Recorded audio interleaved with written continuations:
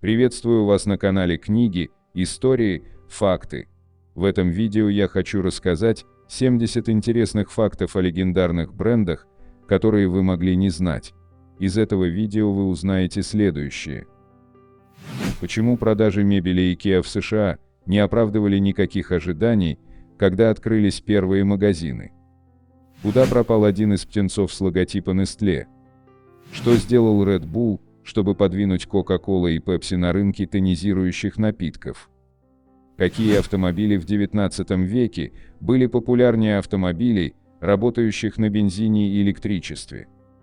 Как оригинальный стиральный порошок Tide стал своеобразной валютой на черном рынке? Что помогло Макдональдс добиться небывалого успеха в Индии, где не едят говядину, основной ингредиент бургеров? Почему Zara вынуждает некоторые люксовые бренды выпускать по 6 коллекций ежегодно? Прошу вас подписаться, а также нажать на колокольчик и выбрать все уведомления.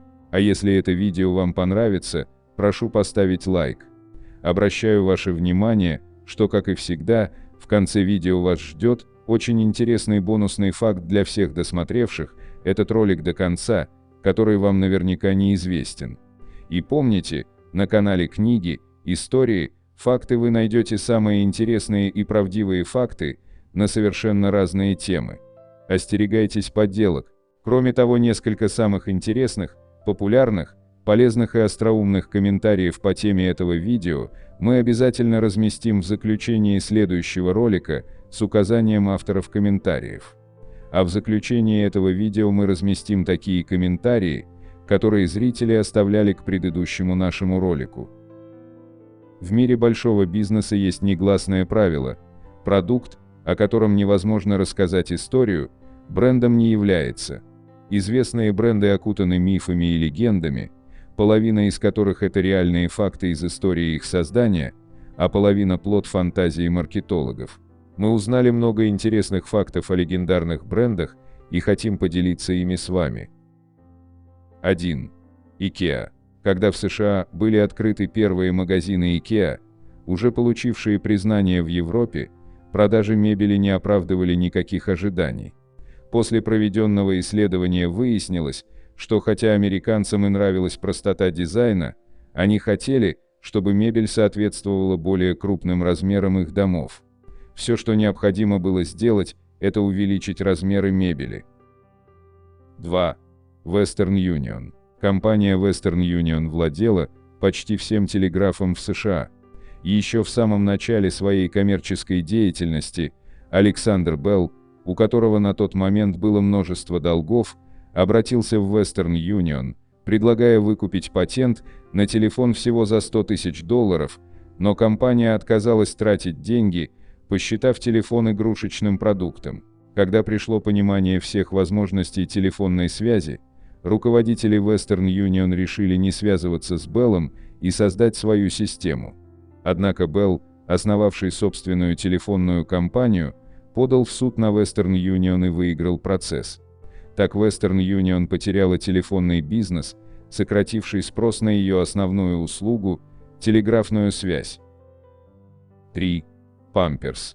Ведущему химику-технологу компании Procter & Gamble Виктору Милзу, помогавшему своей дочери ухаживать за детьми, приходилось многократно вытаскивать из-под собственных внуков мокрые пеленки, стирать и сушить их. Процесс, конечно же, ему не нравился, и хотелось как-то облегчить себе жизнь. Тогда в голову пришла идея одноразовой пеленки, складчатой прокладки с высокой поглощающей способностью, которую планировалось поместить в трусы особой формы. После нескольких экспериментов с разными материалами Милз разработал для Procter & Gamble новый продукт, который стали выпускать под торговой маркой Pampers, ставшей нарицательной. 4. Чупа-чупс. Бренд Чупа-чупс был основан в Испании в 1958 году прошлого века в рамках компании Granja Asturias. Энрике Бернат первым создал леденец на палочке, изначально деревянный, который можно было сосать и не пачкать одежду и руки. Дизайн логотипа бренда владельцу компании Энрике Бернату по знакомству нарисовал знаменитый земляк Сальвадор Дали. Именно он в 1969 году придумал форму цветка для логотипа Чупа-Чупс, которая с небольшими видоизменениями благополучно дожила до сегодняшнего дня. Он же предложил разместить логотип не сбоку, а сверху конфетки. 5. Land Rover.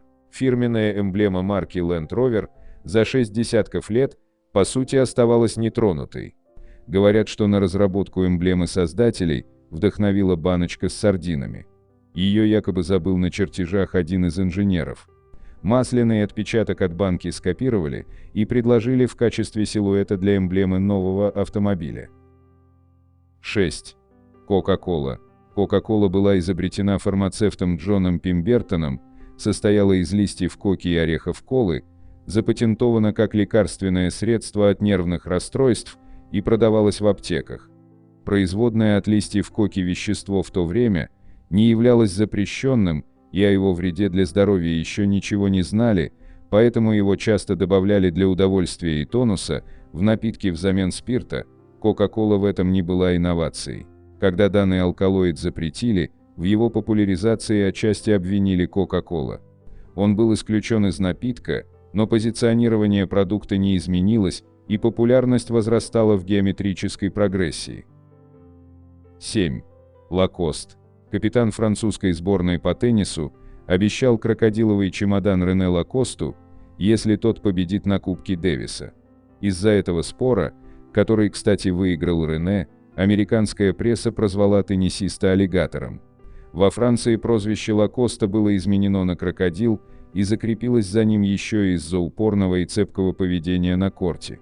Роберт Джордж, друг Лакоста, нарисовал для него крокодила, который впоследствии был вышит на рубашке с короткими рукавами, в которой выступал спортсмен. 8. Сваровски. Даниэль Сваровски создал первый в мире электрический шлифовальный станок для огранки хрусталя и драгоценных камней, что позволило ему поставить на поток процесс создания страз. Стразы были названы так в честь известного ювелира-мошенника XVIII века Жоржа Фредерика Страсса, который выдавал за бриллианты граненные хрустальные осколки. Благодаря чутью и вкусу Сваровски, имитация встала на один уровень с оригиналом, а имя превратилось во всемирно известный бренд. 9. Apple. По одной из легенд своим логотипом, надкушенным яблоком, Apple обязан гениальному математику, прародителю современного компьютера, внесшему огромный вклад в информатику и пострадавшему за свою нетрадиционную ориентацию Алану Тьюрингу. Тьюринг был нетрадиционной ориентации, что в то время в Великобритании запрещалось законом, и это считалось психическим заболеванием. В 1952 году Тьюринг был обвинен в мужеложстве и осужден.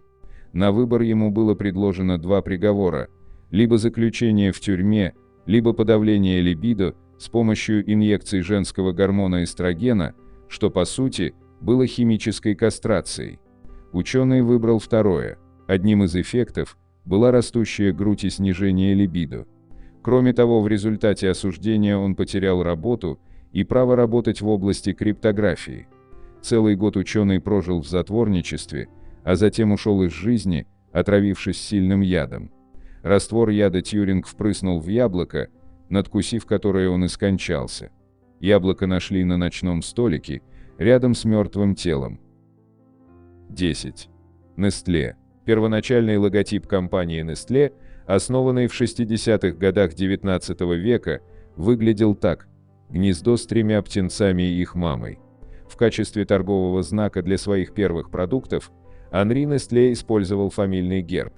На тот момент традиционной семьей считались родители и трое детей. Позже, ближе к середине XX века, традиции поменялись. Поменялся и логотип. Теперь в гнезде, традиционно для Европы, всего два птенца. 11. Ариэль. Существует миф о том, что так называемые casual Fridays, когда можно отойти от строгого дресс-кода, принятого в крупных компаниях, и сменить официальный костюм на повседневную одежду, придумали в Procter & Gamble.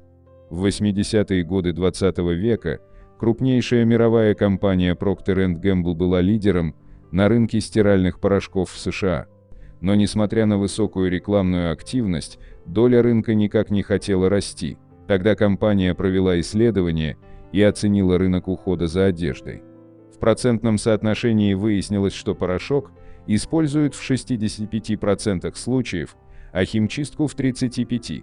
Далее компания выяснила, что 70% потребителей стирального порошка работают по найму и 5 из 7 дней в неделю ходят в костюмах, которые они отдают в химчистку.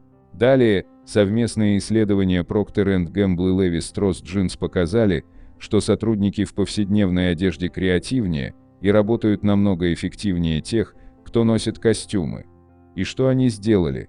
Procter & Gamble внутри своей компании вводит право ходить в пятницу в повседневной одежде. Эта новость усилиями обеих компаний получила огромный охват в прессе, и многие корпорации последовали их примеру. Рынок стиральных порошков вырос на 20%. 12. Pirelli. Итальянская компания Pirelli отличается высоким качеством своей продукции и специализируется на производстве автомобильных шин, высоковольтных и телекоммуникационных кабелей.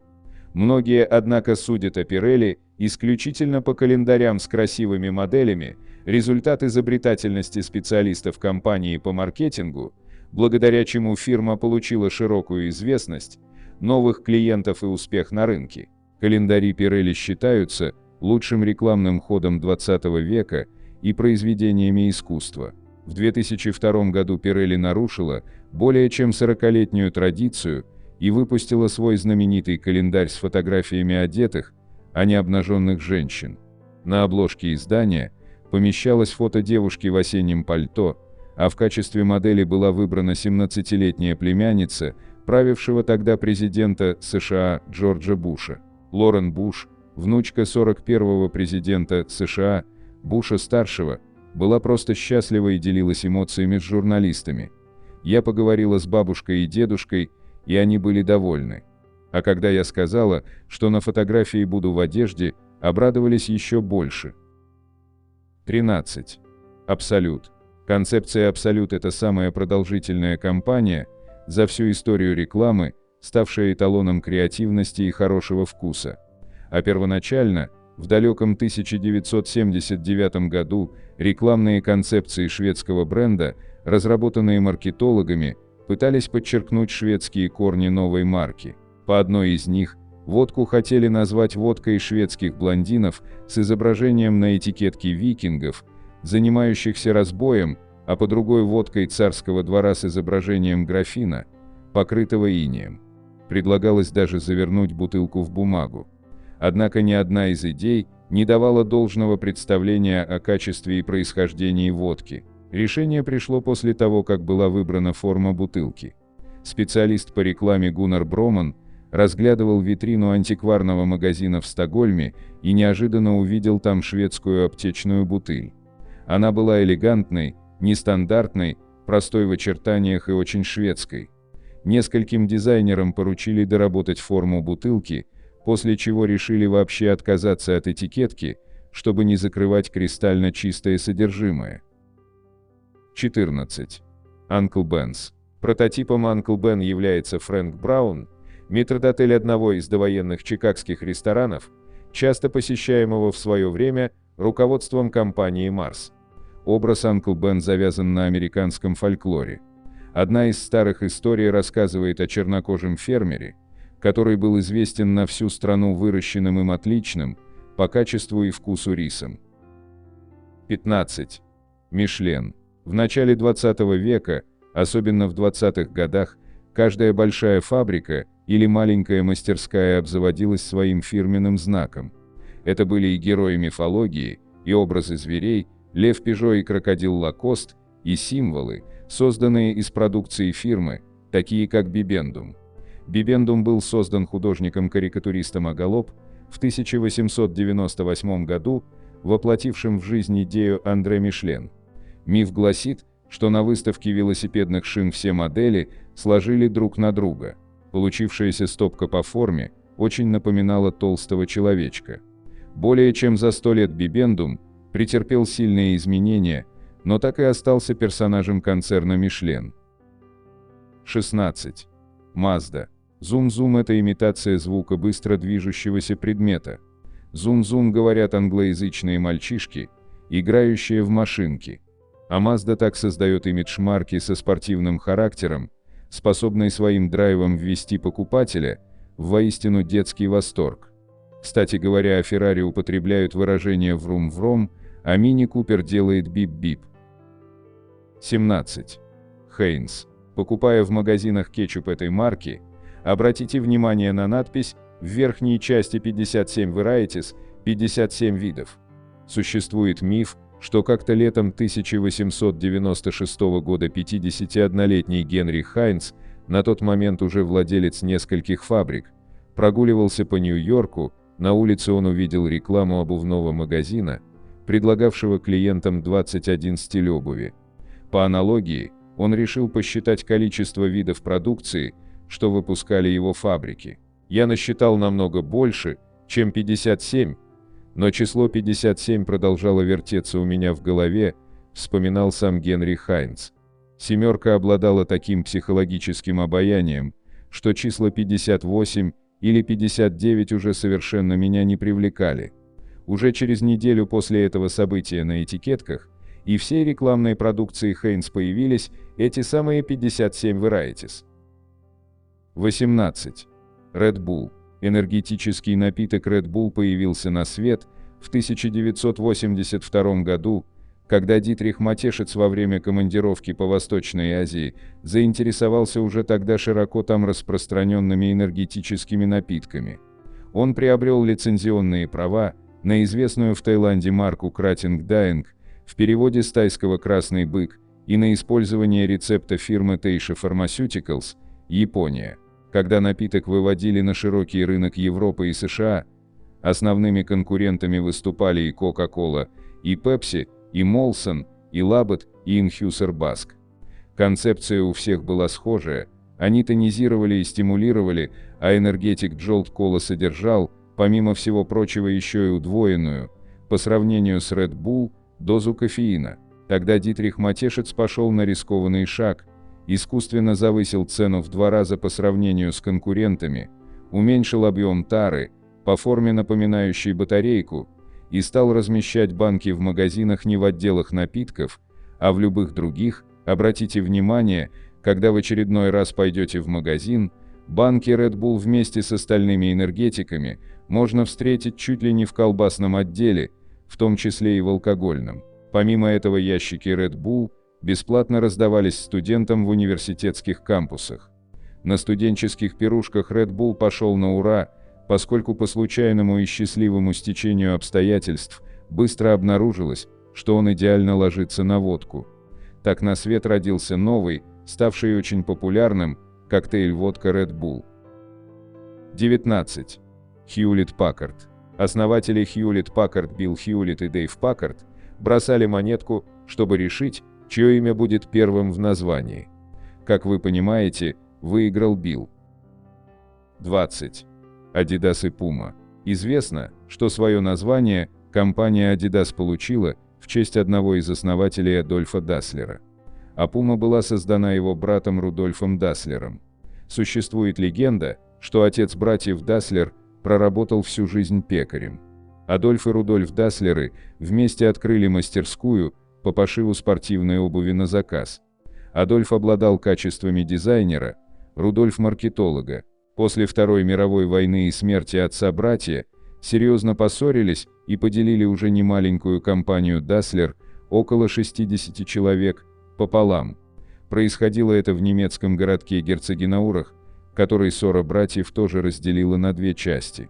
Работники этих фабрик ходили только в свои кабаки, пили разное пиво, их дети посещали разные школы. Компании содержали собственные футбольные команды. И до сих пор сотрудника одной компании ждет немедленное увольнение, если он будет замечен в обуви или одежде, произведенной конкурентом. 21. Смирнов.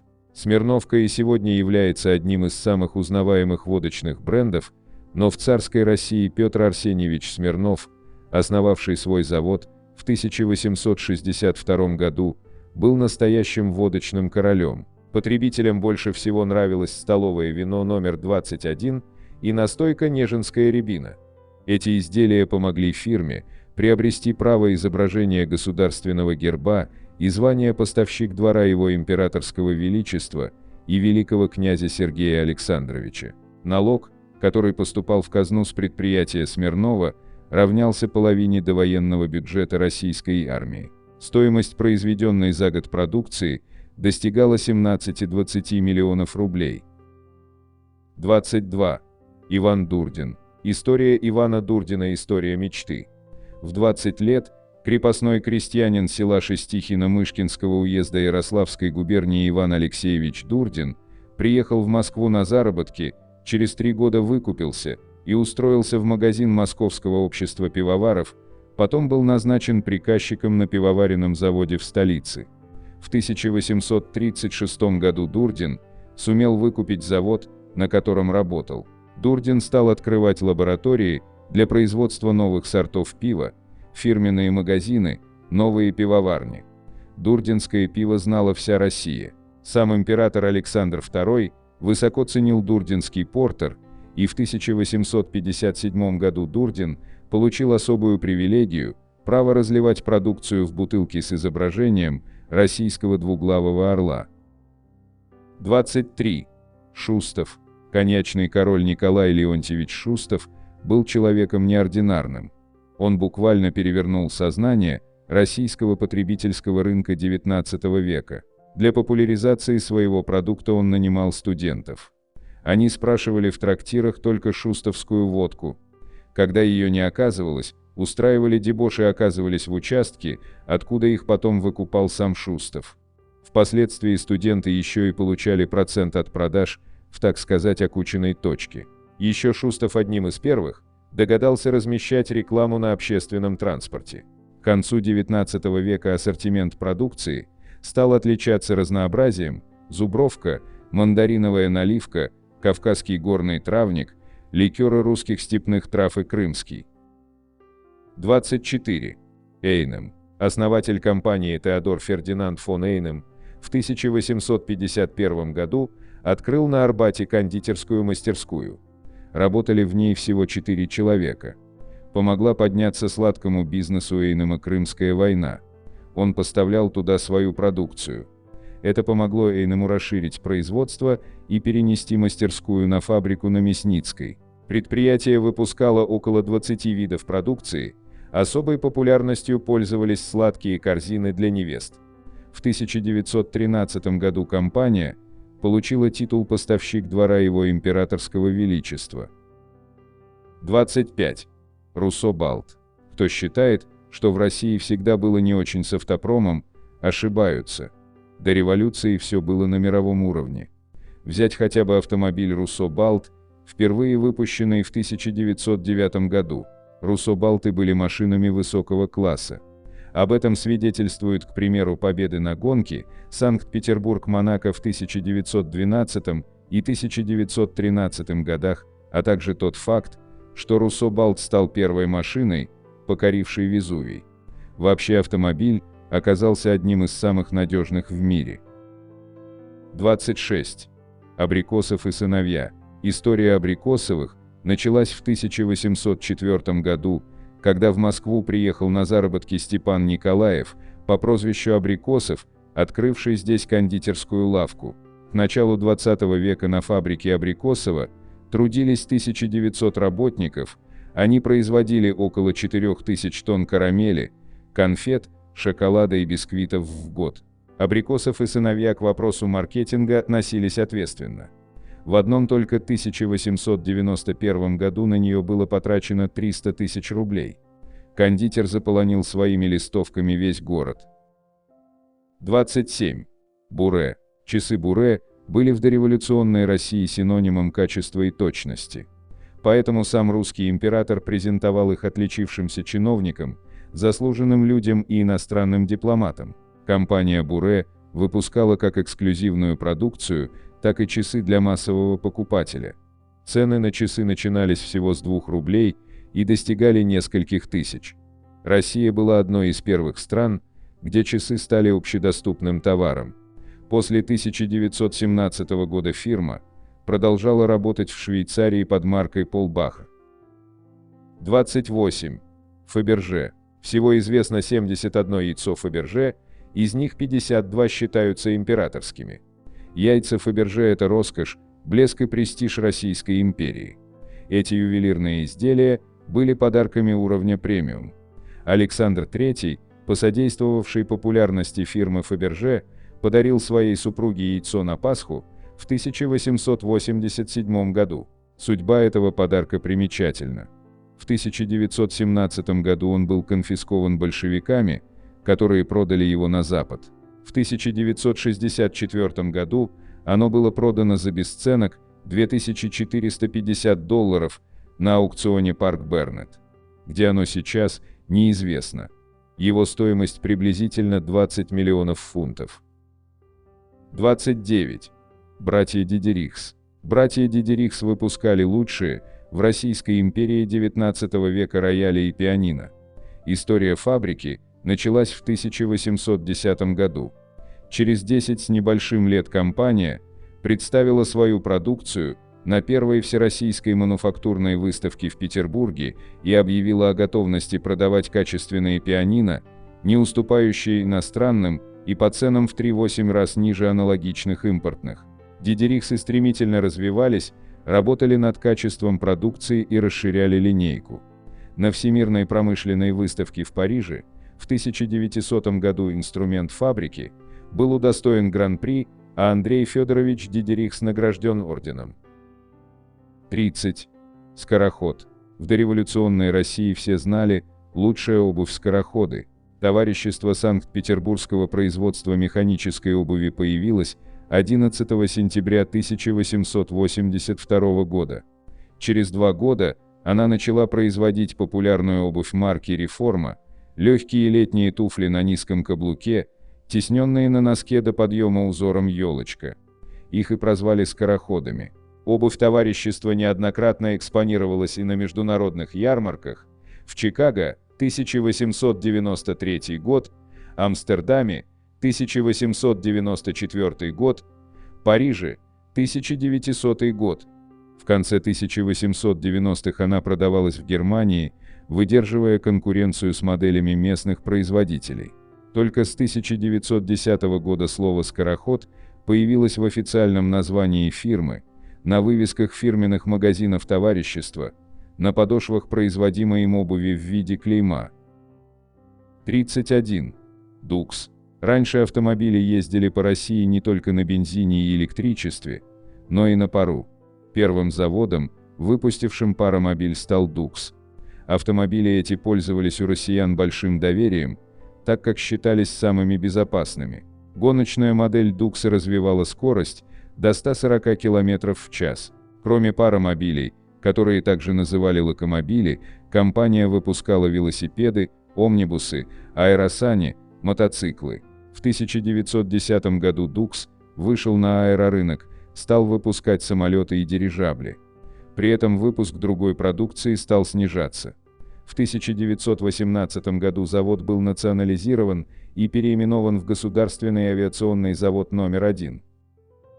32. Гаванера. Русские сигары. Сегодня это звучит немного странно, но до революции такое сочетание было в порядке вещей. Самым крупным предприятием в дореволюционном сигарном сегменте считалась Гаванера. Полное его название тех времен – сигарная и табачная фабрика бельгийского анонимного общества Гаванера. В 1910 году Гаванеру отметили на Всемирной выставке в Брюсселе, удостоив ее высшей награды – почетного диплома, а в 1911 году на промышленной выставке ярмарки в Турине, где она также получила почетный диплом. После революции сигарное производство на заводе почти сразу прекратилось.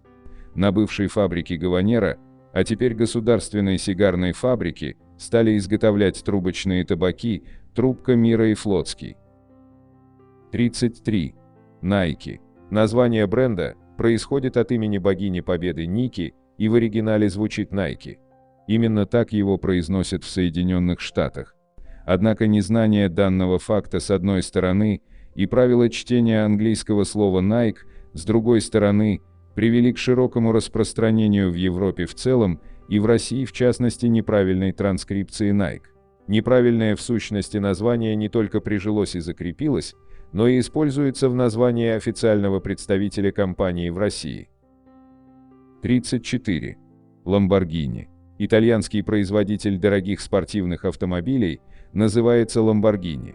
Согласно правилам чтения в итальянском языке, если после G стоит H, то оно читается как G.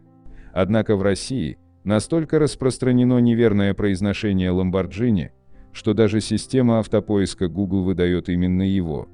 Но если сказать Lamborghini привычным способом итальянцу, на вас посмотрят как на идиота, нанесшего серьезное оскорбление. 35.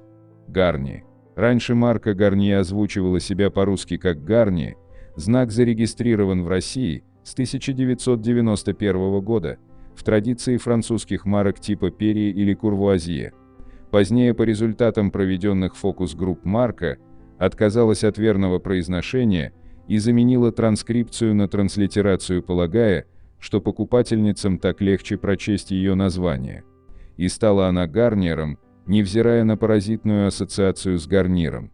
Зато как слышится, так почти и пишется. Косметическое переименование, несмотря на медийные веса, пока не помогло, сетевой народ продолжает писать название и на старый манер, и даже полной транслитерацией. Гарни, Гарниер, Гарниер и даже Гарани. Тон метанием задает сама марка, употребляя на русском сайте 3 варианта нейма в одном предложении. История марки Гарниер началась в 1904 году, когда Альфред Амур Гарни парикмахер, парфюмер и галантерейщик города Блуа, выпустил свой первый продукт – лосьон для волос Гарнье. А в суббрендовом нейминге вообще без Карла и Клары не разобраться. Color Naturals, Douceur Blonde Garnier, Garnier Belle Color. 36. Hyundai. В переводе с корейского Hyundai означает «современность». Правильная русская транслитерация этого слова – Hyundai с ударением на последний слог. В российской рекламе название деликатно стараются не произносить, ограничиваясь лишь англоязычным написанием, хотя на официальном сайте компании используется написание Hyundai. В народе же корейского автопроизводителя именуют и Hyundai, и даже Hyundai. Подобные сложности с прочтением Hyundai встречаются и в других странах. Поэтому для рекламы автомобилей в США агентством Goodby Silverstein & Partners был придуман слоган, призванный помочь американцам запомнить правильное произношение марки на английском Hyundai, like Sunday. Обратите внимание, что под американцев бренднейм слегка адаптировали. Аналогичная путаница возникает и при произношении названий некоторых моделей автомобилей Hyundai. Так, внедорожник Hyundai Tucson чаще всего называют Tucson, Tucson, Tucson, Tucson. А на самом деле Hyundai Tucson назван в честь североамериканского города в штате Аризона и правильно произносится как Tucson. 37. Porsche. Произносится Porsche с ударением на первый слог по имени основателя компании Фердинанда Порше. Россияне либо путают ударный слог, либо теряют окончание, задаваясь вопросом, почему же тогда не читается конечное «и» в названии люксового внедорожника Cayenne. Интересная ситуация с произношением названия бренда Asus в Соединенных Штатах. Из уст американцев Asus становится похож на не совсем приличное Asus. Компания даже вынуждена проводить рекламно-просветительскую работу по поводу правильного произношения названия торговой марки, произошедшей от слова Pegasus. 38. BMW. Некоторые борцы за правильное называние всего и вся уверяют, что нужно говорить BMW. Не нужно. Потому что BMW – это абсолютно адекватное произношение для немецкого автомобилестроителя, чье название, как известно, произошло, сократившись от Bayerische Motorenwerk.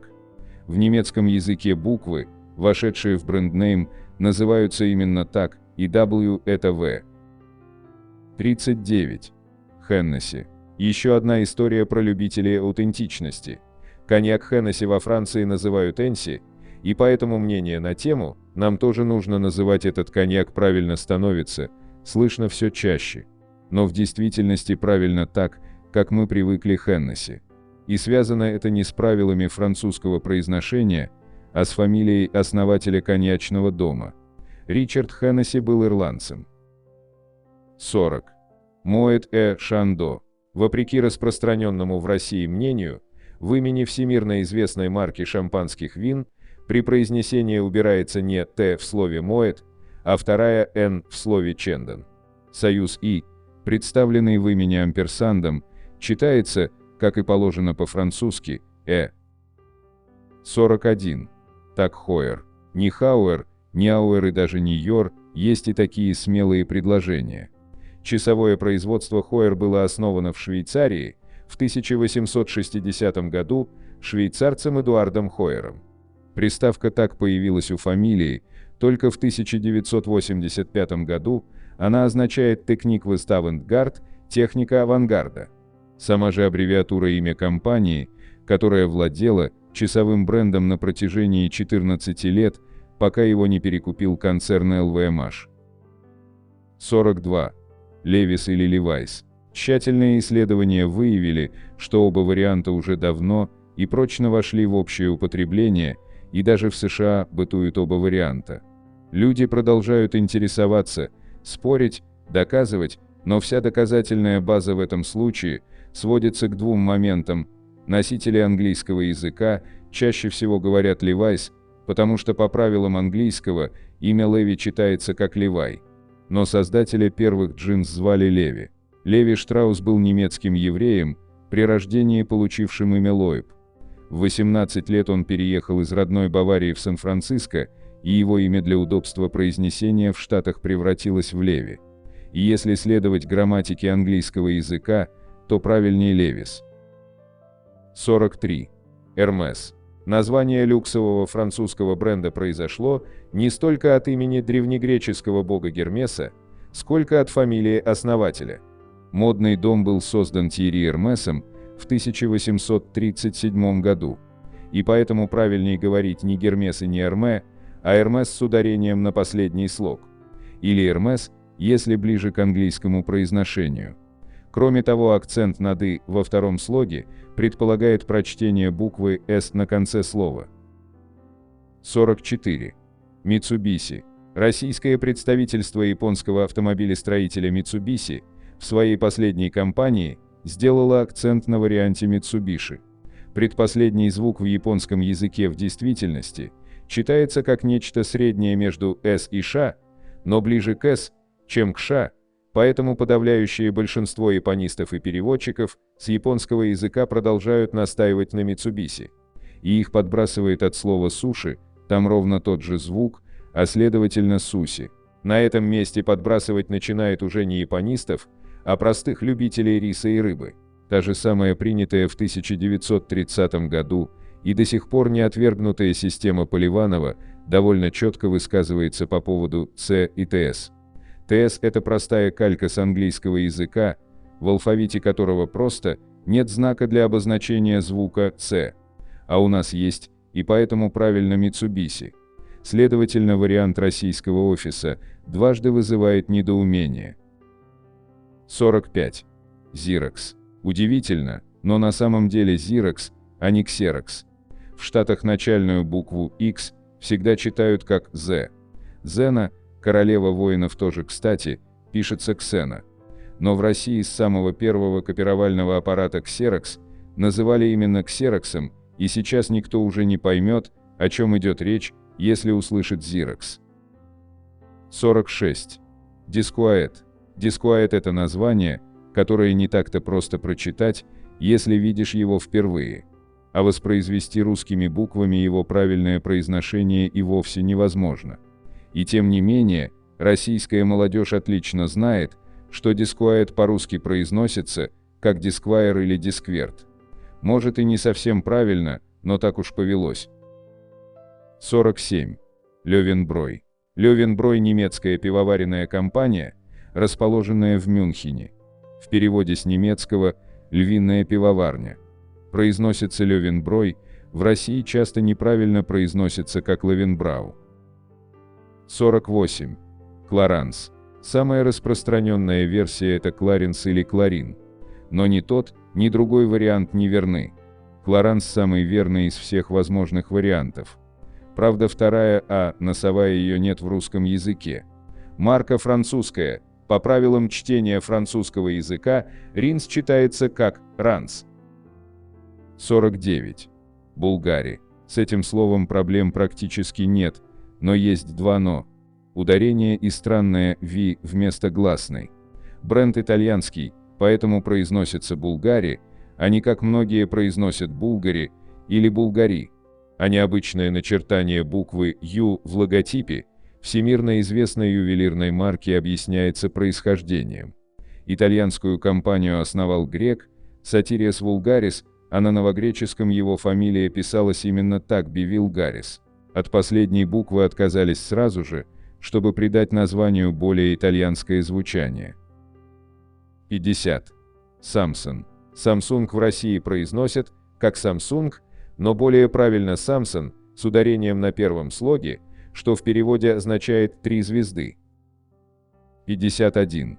Ланжин. Так как слово пришло с французского, то правильно говорить ланжин, смягчая звук «ж». 52. Гленфидих.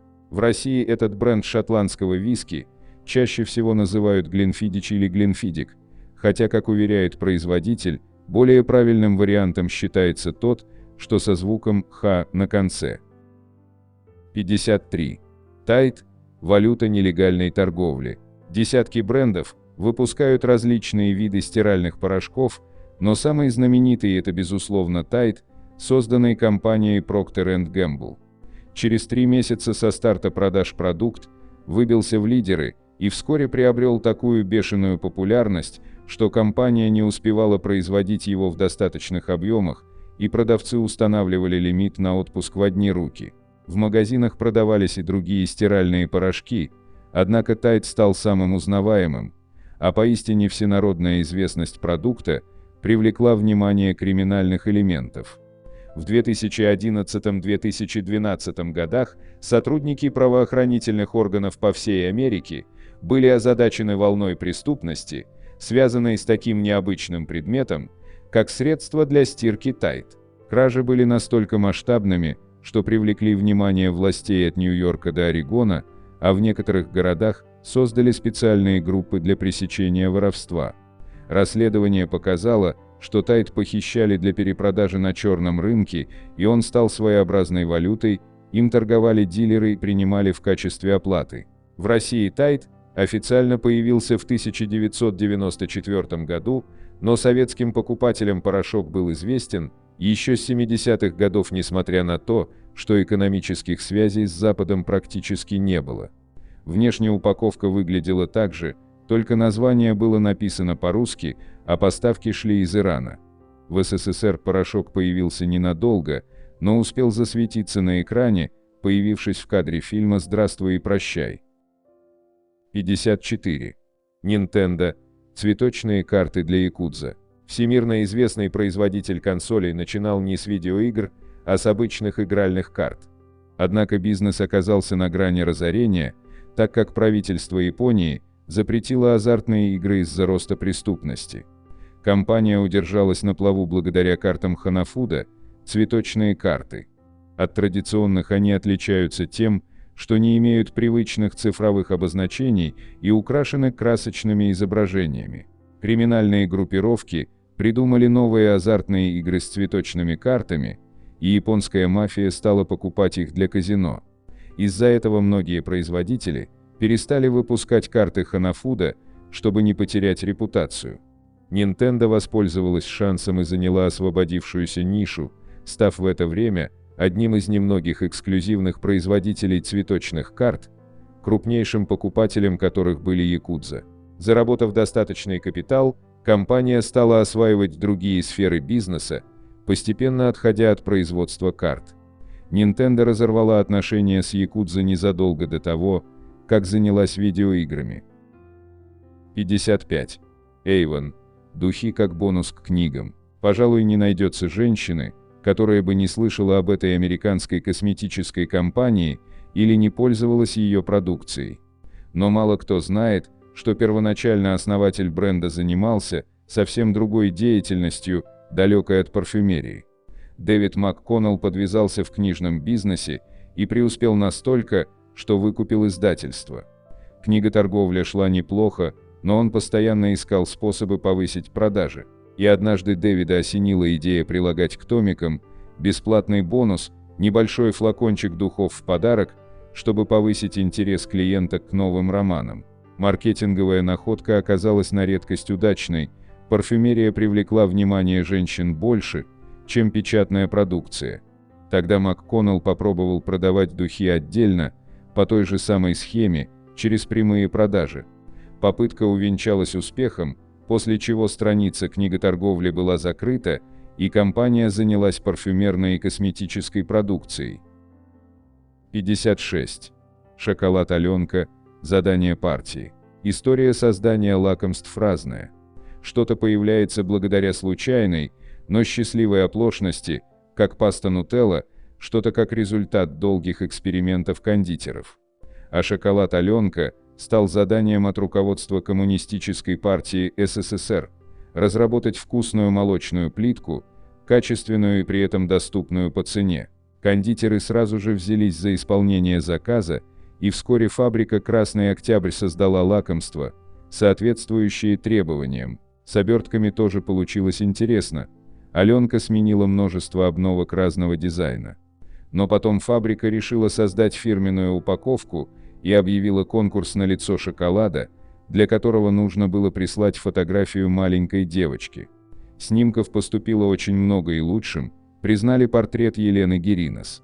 На его основе художник создал всемирно известный образ Аленки, изображение озорной девочки в платочке.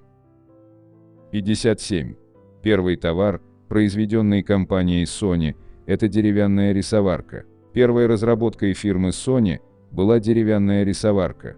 Инженер Масару Ибака во время войны разрабатывал датчики для обнаружения подводных лодок, а в 1946 году решил заняться товарами для дома.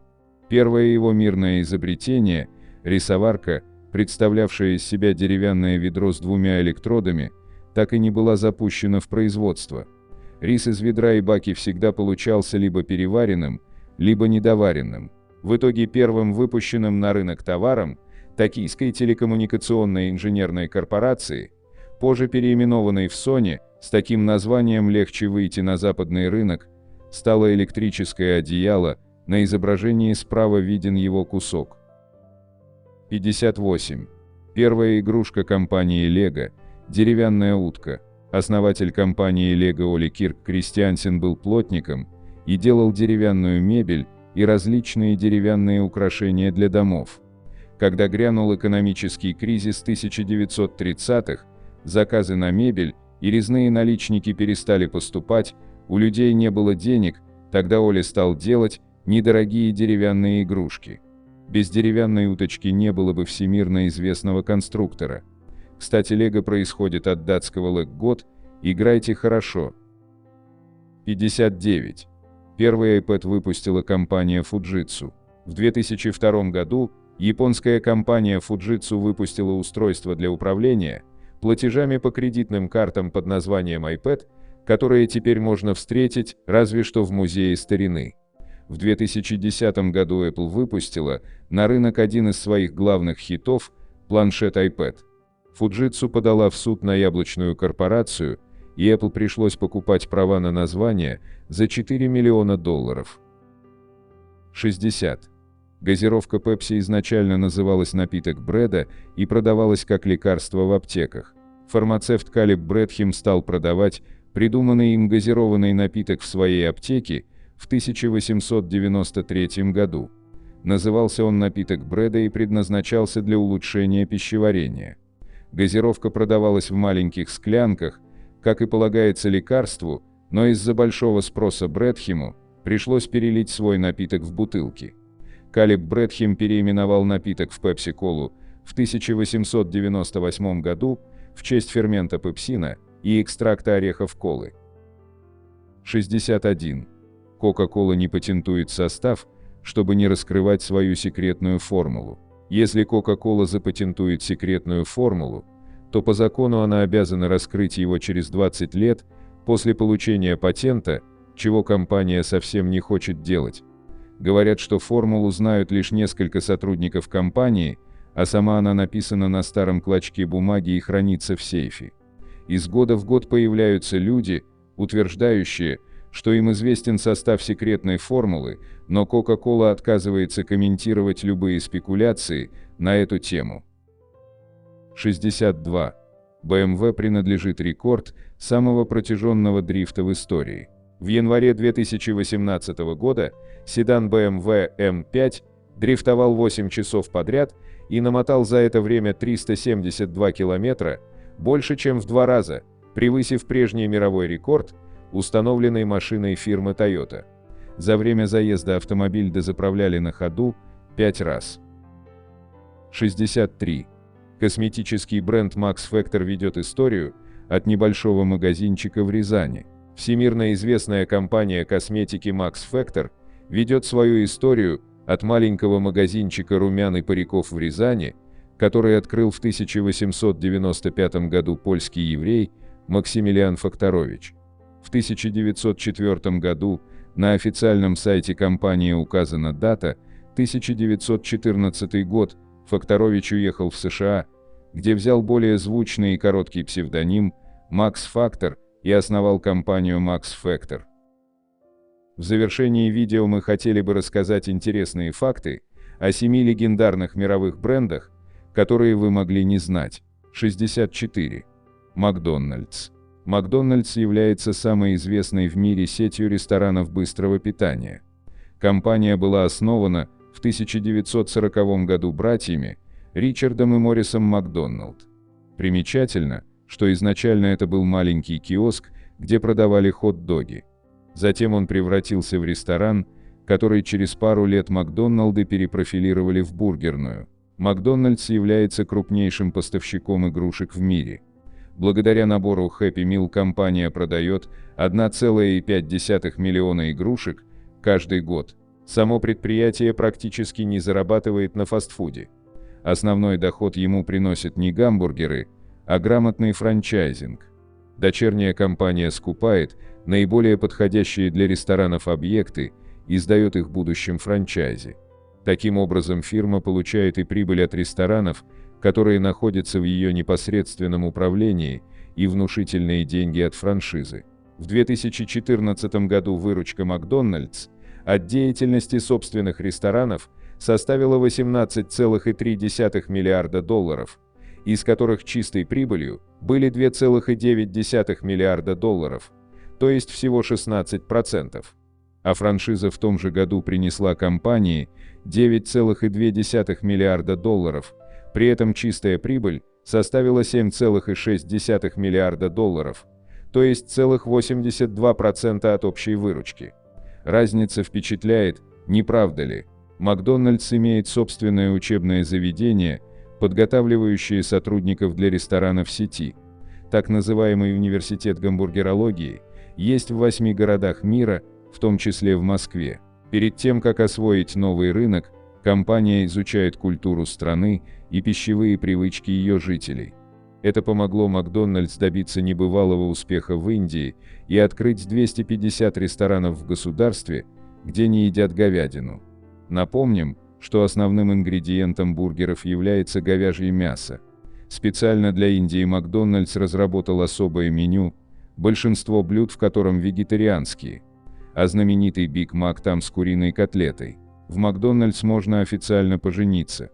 Правда, услуга доступна только в Гонконге. Пакет MC Wedding стоимостью $2999 гонконгских долларов или около $400 США включает украшения ресторана, свадебные подарки, пригласительные и работу диджея. Многие люди замечают, что вкус колы, продаваемой в Макдональдс, намного лучше, чем в других ресторанах быстрого питания. И это действительно так. Дело в том, что в большинство сетей фастфуда Coca-Cola поставляется в пластиковой таре, что негативно сказывается на вкусе напитка. А Макдональдс получает колу в емкостях из нержавеющей стали. 65. IKEA. IKEA – синоним доступного, удобного и стильного домашнего декора. Компания является самым популярным производителем мебели в мире и ее история насчитывает почти 80 лет. Все началось в далеком 1943 году с открытия маленького магазина мебели в Эльмхульте, Швеция. Постепенно IKEA завоевала любовь потребителей по всему миру. И сегодня гигант уже может похвастаться 433 торговыми точками в разных странах. В качестве названий для своих товаров IKEA использует шведские слова, топонимы и имена, которые сложно выговорить на других языках. Такая система была придумана из-за того, что основатель компании Ингвар Кампрад страдал особой формой дислексии и путался в числах. Каждый пятый человек на Западе спит на матрасе IKEA, а каждый 10-й европеец зачат на кровати бренда. Это уже стало своего рода слоганом компании. В IKEA сначала определяют будущую стоимость товара, и только затем дизайнеры и конструкторы приступают к работе и делают все возможное, чтобы не превысить обозначенную цифру. В этом и заключается секрет доступности икеевской продукции. IKEA известна не только мебелью, но и едой. В каждом магазине бренда есть ресторан, где покупатели могут подкрепиться во время шопинга. Идея открыть кафе внутри супермаркета пришла в голову основателю, когда он понял, что люди уходят из IKEA без покупок, поскольку попросту голодны. Для привлечения клиентов компания использует специальную стратегию хот-дога. Она заключается в том, чтобы продавать по самой низкой цене качественную, простую и необходимую всем продукцию. Все началось с хот-догов, которые в IKEA стоили в 2-3 раза дешевле, чем в других местах. Но сейчас бренд торгует по этому принципу множеством других товаров, от батареек до бытовой техники. Хот-доги служат отличным доказательством того, что в IKEA все недорого, поэтому являются приманкой для покупателей. Но при этом они не наносят ущерб предприятию, так как товары в IKEA продаются миллионами партиями. В IKEA есть особые сотрудники, которые ходят по домам покупателей, чтобы понять, как люди используют продукцию бренда. Также компания с той же целью устанавливает в квартирах некоторых своих клиентов камеры. За это такие добровольцы получают подарочные сертификаты. В основном это практикуется на азиатском рынке и помогает фирме лучше понять привычки потребителей. 66. Samsung. Сегодня Samsung известен как один из лидеров в области производства электроники, но немногие знают, что в самом начале своего пути компания занималась изготовлением рисовой муки и торговлей пищевыми продуктами. Лишь после Корейской войны Samsung начал выпускать электронику. Со временем фирма переросла в огромную корпорацию, действующую в самых разных сферах, от страхования до строительства. Samsung анонсировал умные часы задолго до появления Apple Watch. В 1999 году компания представила миру уникальный гаджет – часы, с помощью которых можно было не только определить время, но и совершить телефонный звонок длительностью 90 минут. Настолько хватало заряда. Экраны для iPhone X и XS изготавливает Samsung. Samsung имеет 14 научно-исследовательских центров по всему миру и 7 специализированных предприятий в Корее, которые занимаются изучением самых разных вопросов, от нанотехнологий до медицины. Samsung – это огромная корпорация, состоящая из 80 компаний, работающих в таких областях, как строительство, химическая и электронная промышленность, судостроение, автомобилестроение, маркетинг и реклама, финансы и многое другое. И каждая из фирм успешна в своей отрасли. Так, к примеру, Samsung C&T Corporation построила самое высокое здание в мире, дубайскую Бурдж-Халифу, башни-близнецы в Малайзии и ряд других известных небоскребов в разных уголках земного шара. А на верфи Samsung Heavy Industries возведена самая крупная морская платформа. Кстати, Samsung является вторым по величине, после Hyundai, судостроителем в мире. 67. Coca-Cola. А Coca-Cola не знает разве что ленивый. Компания утверждает, что ее название – второе наиболее понятное в мире слово после «хорошо». И у нас нет поводов сомневаться в этом.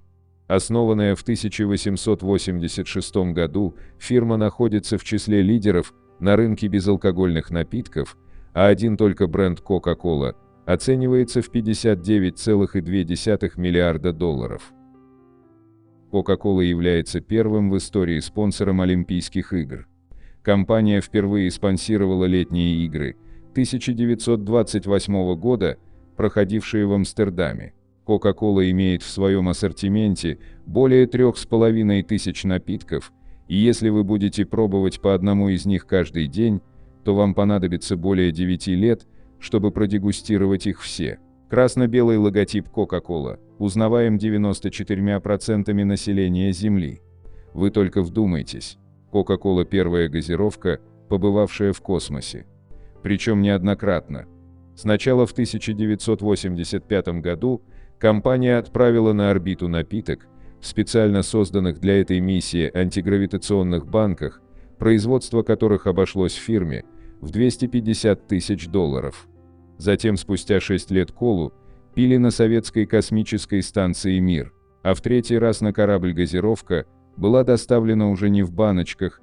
Специально для этого случая была сконструирована диспенсерная система с 1,65 литра диетической колы. Так называемый раздатчик колы успешно смешал углекислый газ, воду и сироп, создав первую газировку в космосе. В мире существует всего 2 страны, где легально не продается Coca-Cola. Это Северная Корея и Куба. Но даже здесь не могут устоять перед знаменитой газировкой. В Северной Корее есть китайский напиток, который по вкусу ничем не отличается от колы, но имеет другую этикетку. А на Кубу колу ввозят из Мексики. 68. Google. Google входит в 5 самых дорогих брендов мира. Компания была создана в 1996 году студентами Стэнфордского университета Ларри Пейджем и Сергеем Брином. Помимо своей основной деятельности, Google работает в самых разных направлениях, от производства смартфонов до разработки беспилотных авто. Функция Google Images была придумана благодаря платью Дженнифер Лопес. Певица произвела настоящий фурор в зеленом наряде Versace на церемонии Грэмми 2000, и пользователи начали искать фотографии с красной дорожки. Но в то время невозможно было так просто найти изображение в сети. И тогда разработчикам Google пришла в голову идея создания сервиса «Поиск по картинке». В 2013 году Google отключился на 5 минут.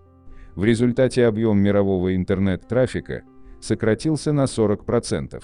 Функция автозаполнения ускоряет поиск на 25% и ежедневно экономит более 200 лет ввода.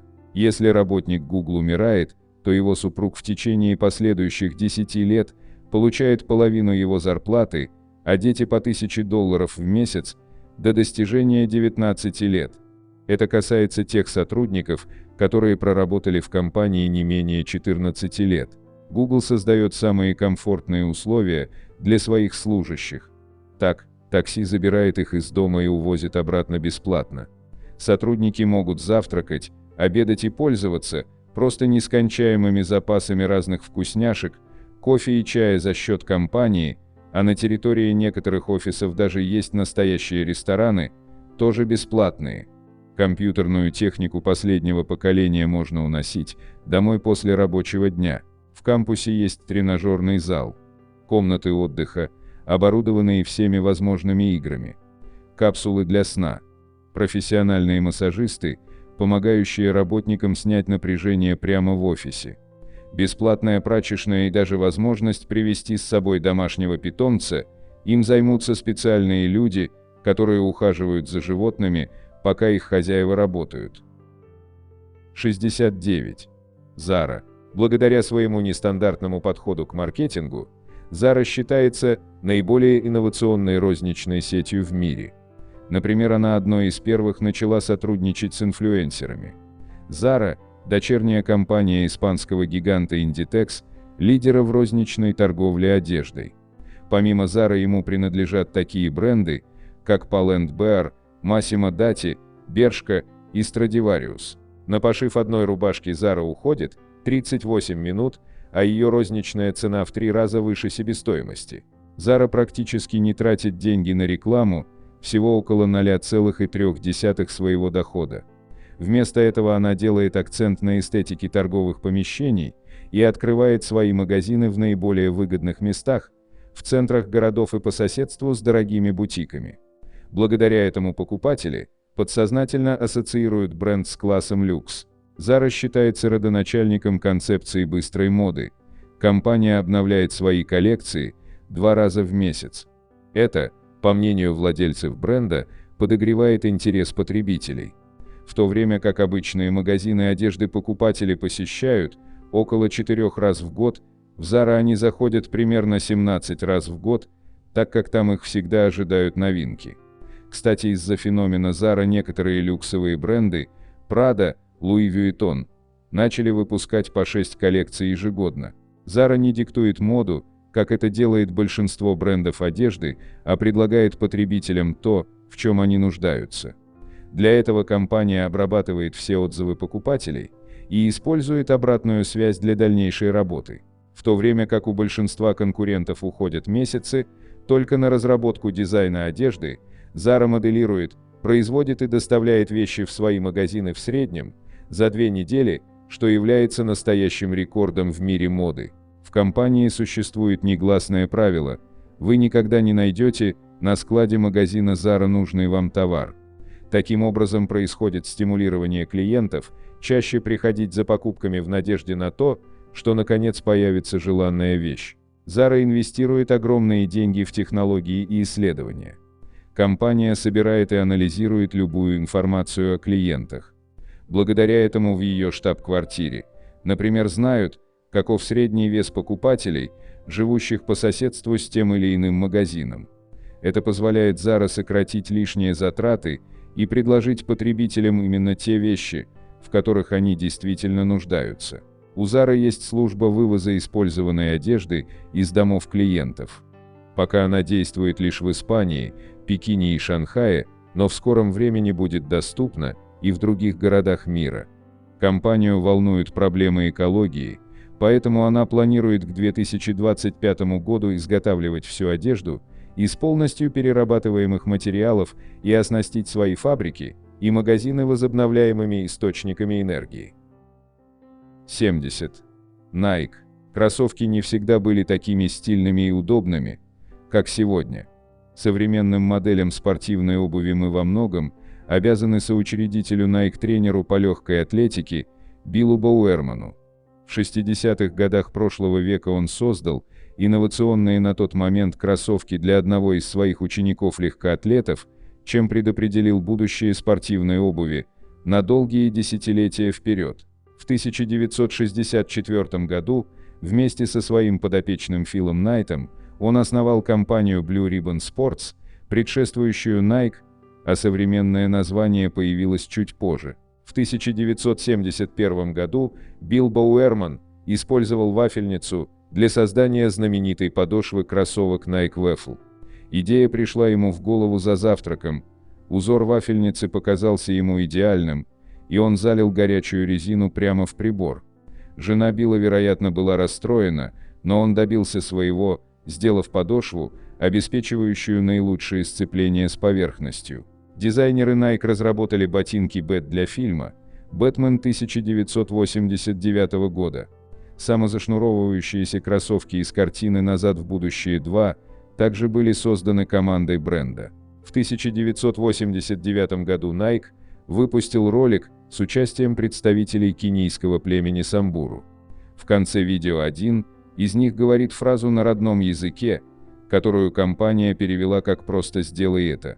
На самом деле кениец сказал: «Я не хочу эти. Дайте мне большие кроссовки». В ответ Nike заявил: «Мы думали, что никто в Америке не узнает, что он произнес». Многие ролики Nike удостаивались почетных наград, в том числе Эмми и Золотых львов, которые присуждаются на фестивале «Каннские львы» лучшим работам в области рекламы. В 2012 году Nike отказался от официального спонсорства Олимпийских игр, в то время как другие компании заплатили за это $155 миллионов. Чтобы не выкладывать эту баснословную сумму, рекламщики Nike сделали хитрый ход. Более 400 спортсменов надели кроссовки Volt Nike светящегося желто-зеленого оттенка, который является самым распознаваемым для человеческого глаза. Благодаря этому гениальному трюку Nike почти даром привлек внимание к себе и обогнал своего главного конкурента Adidas. Nike, как никто другой, заботится об экологии.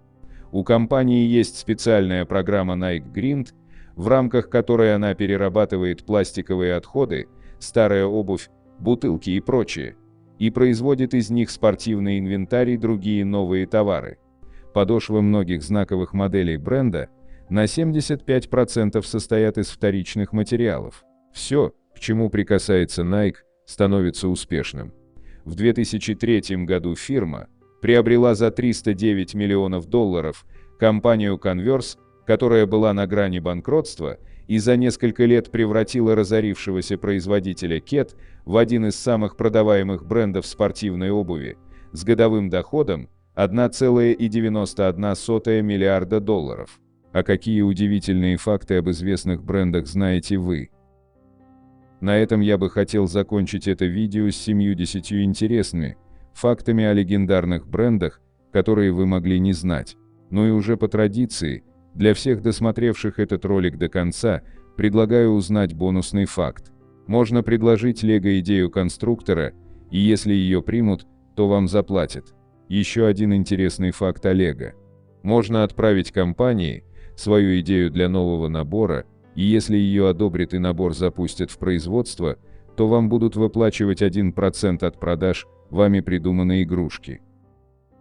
Вот такими у нас получились 70 интересных фактов о легендарных брендах, которые вы могли не знать. На экране вы можете увидеть несколько комментариев из предыдущего ролика. Надеемся, вам понравился материал, который мы собрали для вас. Оставляйте комментарии, ставьте лайки, делитесь своим мнением о ролике, знали ли вы бонусный факт, все это очень важно для нас и позволяет продолжать радовать вас новыми, надеемся, еще более интересными видео. Отдельно хочу поблагодарить всех поддержавших наш канал материально зрителях в это непростое время, их имена вы можете увидеть в описании ролика. Благодарю за просмотр этого видео и прошу подписаться на канал Книги, Истории, Факты, нажать на колокольчик и выбрать все уведомления. Вам наверняка понравится. Я расскажу еще много интересного и познавательного. Прошу при возможности помочь каналу, заглянув в описание этого видео, и поддержать любым удобным способом. Ваши комментарии и то, что вы делитесь нашими видео в самых разных социальных сетях и мессенджерах, помогают развитию нашего канала и позволяют понять, что прилагаемые нами усилия не напрасны.